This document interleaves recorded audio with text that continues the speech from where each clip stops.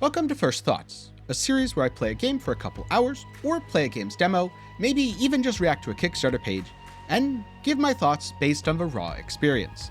To be clear, this is not a review. This isn't looking at a finished product, and it's certainly not meant to be comprehensive. But personally, especially when it comes to indie games to watch, things to wishlist, I found first impressions like this to be invaluable, to give me an idea of what to expect and whether I want to watch a project as it moves forwards. So I look at the way the game's introduced, the art, the sound, the gameplay, and ultimately ask the question, does it want me to play more? So during the recent Steam Next Fest, I dove in, tried a bunch of demos, and I want to give my first impressions of a few titles. If first impressions are your thing, then do be sure to get subscribed so you don't miss out on future uploads, and if you end up liking this video, do be sure to leave it a like so the YouTube algorithm's more likely to share it with other people. And so today, I'm talking about Hammerwatch 2, the sequel to Heroes of Hammerwatch.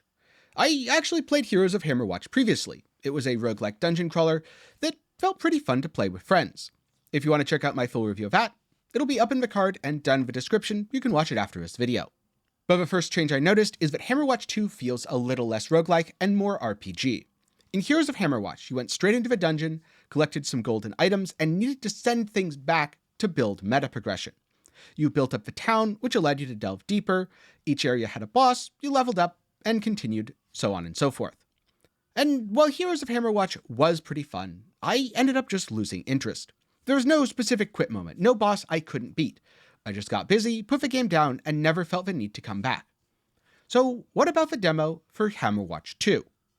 Well, it begins with an epic battle against a dragon, and where you come in is right after the dragon's been defeated. For the demo, you have two class choices, Wizard or Rogue. The Wizard starts with 4 skills, a linear projectile that explodes dealing a small AoE, a large AoE explosion around yourself which costs mana, a defensive skill, and a teleport. Overall, Wizard was alright, but it felt lacking without access to the adept skills, so I very quickly rerolled to Rogue. Now Rogue starts with a melee AoE attack, a ranged skill that can be charged up, an OP AoE poison trap which slowed and damaged large groups of enemies, and a dash. Care to guess which skill I used a lot? If you guessed the OP AoE poison trap that CC'd enemies and kills entire groups, that one. After character creation, you jump into a rather nice tutorial that goes over the basics of the game. How to attack enemies, that you should break cracked walls and explore, the way you need to find keys in dungeons, and how to press buttons to complete puzzles. It's nothing groundbreaking, but it introduces the game's core concepts very nicely. And after its tutorial, Hammerwatch 2 introduces you to the first town and the quest system. And one thing I like a lot is how the game takes a very open form approach to questing. You can do quests in pretty much any order you like, or even skip some. But as the demo warns you, actions have consequences. If you don't find that lost sheep, the shepherd will eventually stop relying on a useless adventurer and do it himself, thus keeping the reward, or maybe getting lost and eaten by hungry wolves. Which is cool, and it makes the world feel more alive. I love it when, especially RPG games, lead to choices that are meaningful because your actions have consequences. So I set off on my first quest to craft potions, introducing another one of the game's core features, using potions to heal. To do this, I needed to get a glass vial from the shopkeeper, but the shopkeeper said the glass vials were in his murder basement, full of spooky, aggressive beetles. So into the murder basement to smash some bugs, do a little exploring, find a cave, and alright, I was good to go. With potions in hand, I was ready to explore the rest of the town. I picked up some more quests, talked to the shopkeeper, traveling merchant, trainer, enchanter, potion seller, and much more. And I even spent a little bit of time learning about the different stats and how they affected my character. Each stat has a base bonus and then a passive bonus. So for example, strength increases your life, but also increases your life regeneration, which is helpful if you're kiting a lot of enemies. The stats you want depend on the sort of build you're playing, your itemization, skills, and much more. Later on, by spending 1,000 gold, you also get access to higher tier skills, such as adept skills. While you're exploring dungeons, you find higher rarity items with special stats. You can do fire damage, cold damage, inflict status effects, and much, much more. It's pretty much your standard RPG stuff, but it also just works. There's no real need to reinvent the wheel here. And so, armed with this knowledge and a potentially unhealthy dose of overconfidence, I went out to explore the island. What did I find? Several caves full of monsters, a pirate base, and a few secret areas. Some of the caves were full of beetles, which came in 3 types. Small beetles that just kind of ran at you, medium beetles that ran at you, charged at you, or spit poison, and large beetles that just kind of ran at you but had a lot more health, so they were harder to kill. Other caves had bats. And this is something that was really cool. The cave had both bats and wolves the wolves were killing the bats and the bats were killing the wolves. Though it wasn't going very well for the bats because all they kind of do is flap around and hit you for 1 damage. AoE skills were very effective on bats. Wolves kind of just ran at you and didn't seem to be too much of a threat on their own. A large group could definitely be very dangerous. And then there were pirates, which is where I saw the most amount of enemy diversity. Some pirates had melee weapons and tried to attack you. Other pirates had ranged weapons, shooting you from a distance. A few more had bombs. There were nice little obstacles, cannons that pirates could fire at you, explosive barrels that would damage nearby pirates if you set them off. And, of course, there were even big boss pirates, aka captains, who had a silent skill disabling your abilities if you got hit at the wrong time. During the early part of my exploration, the combat felt really boring and uninteractive, because most of the enemies just ran at me. But when I entered the pirate base, it felt a lot better, so hopefully the rest of the game has more encounters like the pirates, where there's pretty good enemy diversity, and less like the beetles where a lot of things just run at you. And so I went through, killed a bunch of enemies, completed a few quests, came across some things that didn't really make sense, and got to exploring. I found out there was a crafting system and a cooking system, though I didn't get to experiment too much with it because it was relatively late in my playthrough that I actually got the items needed to interact with these systems.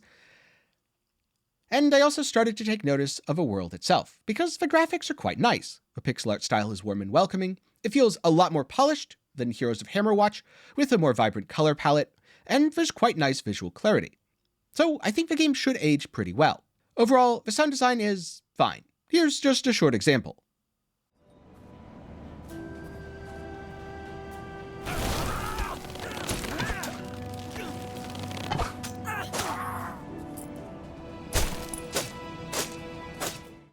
There's nothing really wrong or bad there, but it's incredibly generic and got repetitive really fast. Even after a couple hours, I was ready to mute the game.